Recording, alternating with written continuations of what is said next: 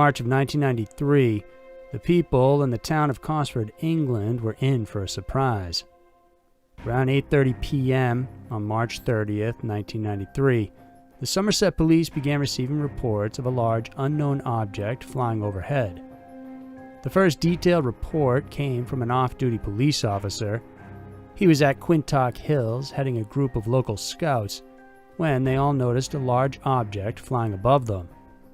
The officer described it as two Concords flying side by side and joined together. As the night wore on, people from different walks of life reported seeing the UFO, many describing it as triangular. Others confirmed they saw it but didn't attempt to report it to authorities. Some reports from witnesses said it was hovering around 200 to 400 feet above the ground. One family from Staffordshire said they saw the object land on a nearby field while in their car. Like other reports, they described it as triangular or diamond-shaped. They raced to the landing area where they thought the craft landed, but were unsuccessful in locating it. They described the object as emanating a humming sound, a very low-frequency sound. They added, you didn't just hear the sound, but you actually felt it as well. In the early morning of March 31st, the same UFO was spotted flying over the Royal Air Force Base, RAF Cosford. According to RAF police officers, the craft was flying overhead at great speed. They approximated it was about 1,000 feet from the ground. Curiously, when they checked radar signals, it didn't pick up the UFO at all. They later found out one of the prime radar heads was somehow disabled also. RAF Cosford then phoned RAF Shawbury, 12 miles away, thinking they might be able to see what the UFO actually was.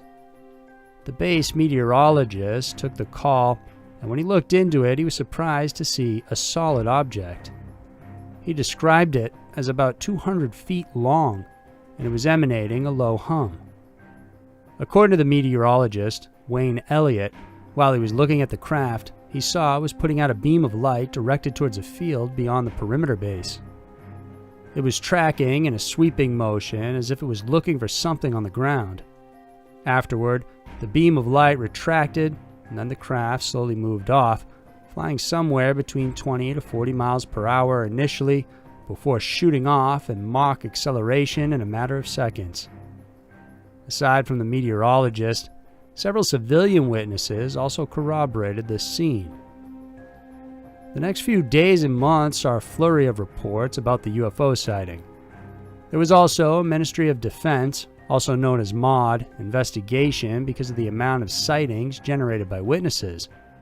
According to MOD, they identified all the aircrafts and helicopters flying that night and managed to eliminate them as possible culprits. They also ruled out astronomical phenomena to be a possible cause.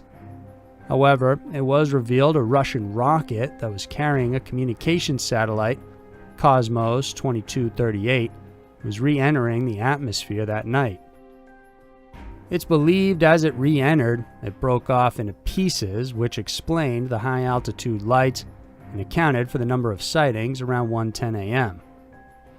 The Russian satellite debris is still promoted by skeptics to be the reason for the UFO sightings that night.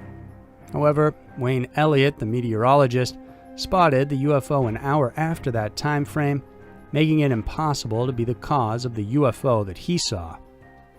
Other possible explanations skeptics have proposed is that it was a black project, maybe a prototype aircraft or drone. The MOD even asked the U.S. government about Aurora, which was said to be a hypersonic replacement for the SR-71 Blackbird. They wondered if something had gone wrong from the normal procedure causing the craft to fly overhead another country. However, the response, according to MOD investigator and later ufologist Nick Pope, was that they had no idea what it was. The Americans instead said they had seen similar triangular-shaped UFOs over their airspace and wondered if the RAF had a similar craft that could move at such great speeds. What fascinated Nick Pope at the time was it revealed that despite the closure of Project Blue Book in 1969, there were still people interested in the subject of UFOs in the United States. Later on, it was revealed the U.S. did have secret projects and organizations designed to study UFO phenomenon, but in secret.